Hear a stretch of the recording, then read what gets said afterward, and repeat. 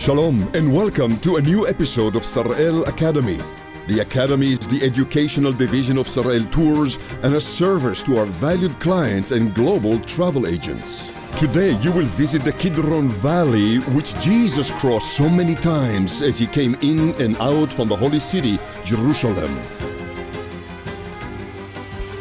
Resting between Temple Mount and the Mount of Olives, the Kidron Valley has been a busy thoroughfare and served as God's choice location for many significant biblical events. In this steep valley, Father Abraham met the mysterious King Melchizedek. Israel's kings and prophets were anointed, and Jesus himself led his band of disciples as he entered Jerusalem on his many visits to the temple. Watch and enjoy. Shalom friends, and welcome back to Jerusalem. I am Reuven Doron from Sar-El Academy. On behalf of Sar-El Tours and Conferences, working with the good folks of Sar-El Media, we are delighted to host you here today at the Kidron Valley, a super beautiful valley located right between Temple Mount and the Mount of Olives. This is the place that fortified the eastern slopes of the city of David in biblical times. This is where the kings of Israel used to be anointed at the Gihon spring right below us.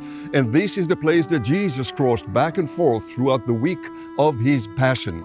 Covered with olive groves, ancient burial monuments, and beautiful countryside. As you can tell, the place is blooming right now during the spring of the year. Everything is in full bloom. The first time in the Bible where we read about this place, the Kidron Valley, is in Genesis chapter 14. You might remember the story.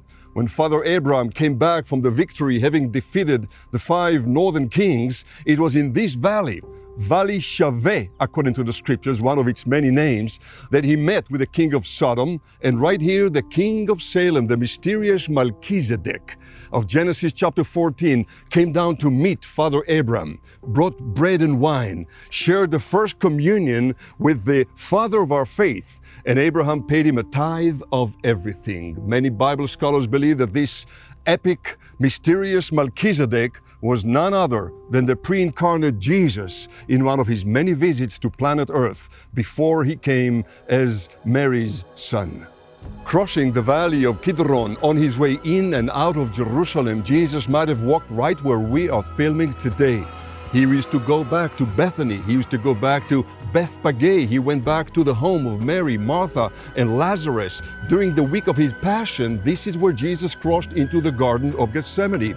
And that is what our groups see. When you travel with us and we walk you down the Kidron Valley, you will descend down from the slopes of Mount Olives. You'll come down by the Church of All Nations, by the Garden of Gethsemane. On your right side, you will see the walls of the city of Jerusalem with a double portal of the famous Golden Gate. This gate has been locked, shut tight by the Muslim Ottomans more than 400 years ago, probably because they read the scriptures. Probably because they understand biblical theology, which predicts that the Messiah will return to Jerusalem coming through the eastern gate. And the many monuments, the burial grounds that we see right here in this valley, some of them are connected to biblical figures, but they were probably prominent Jerusalem residents throughout Second Temple period. And these monuments might have been very much the ones Jesus addressed when he rebuked the Pharisees and Sadducees, the technocrats of his day, saying, "You are like whitewashed tombs." He says, white and pretty on the outside, but full of dead men's bones on the inside. Of the many biblical references to this valley of Kidron, it is also called the Valley of the Kings, the Valley of Shaveh, the Valley of Yashar, the Valley of Jehoshaphat, where the judgments of the nations will come by. We find the most remarkable scripture right in Ezekiel's prophecy speaking about the return of the Lord, the coming restoration where the kingdom of heaven comes down to earth. And chapter 43 of Ezekiel tells us, afterward the prophet says, "He brought me toward the eastern gate, the gate that faces east. And behold, the glory of the God of Israel came from the way of the east. His voice was like the sound of many waters, and the earth shone with his glory. And the glory of the Lord came into the temple by way of the gate which faces toward east." That's where we are.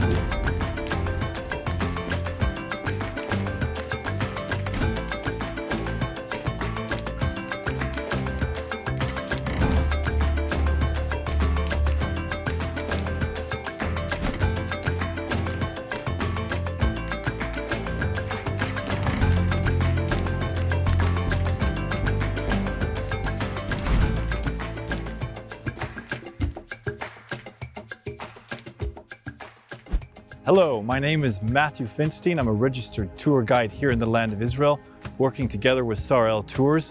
Welcome to the Kidron Valley. To the west, we have Jerusalem, and to the east, we are flanked by the very tall mountain of the Mountain of Olives. Today, the Mountain of Olives is the largest and oldest Jewish cemetery in the world. The most notable tomb here in the valley is, of course, Absalom's pillar. Legend tells us of how the locals and even pilgrims would come here annually and toss stones at Absalom's pillar. The archaeologists discovered Absalom's pillar completely covered with small stones. This tells us the story of how families would teach their young boys in their households of what unruly young children will end up like. Another iconic structure, of course, is Jerusalem itself. The eastern gates. According to prophecy, according to Jewish tradition, the Messiah will come, cross over the valley, enter in through the eastern gate, and the temple will be restored. The valley is the centerpiece of the end of times. This is why it is the largest Jewish cemetery in the world, as many people have come here wanting that front row ticket to the end of times. Even below our feet, the very gravel that we walk on, are potsherds, the very potsherds of pieces of clay. Thousands of people come here honoring their loved ones buried in the Mountain of Olives, and of course, respecting and honoring during the 3 feasts a year the glory of God here in Jerusalem. All 3 monotheistic religions look upon the Valley of Jehoshaphat, the Valley of Kidron, the Valley of the Kings, as an important part of that end of times.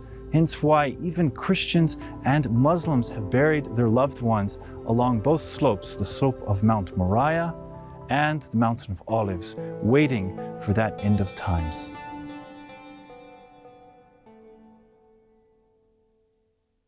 Right here today, tremendous biblical history, past, present, and future. God claimed this valley to tell His story.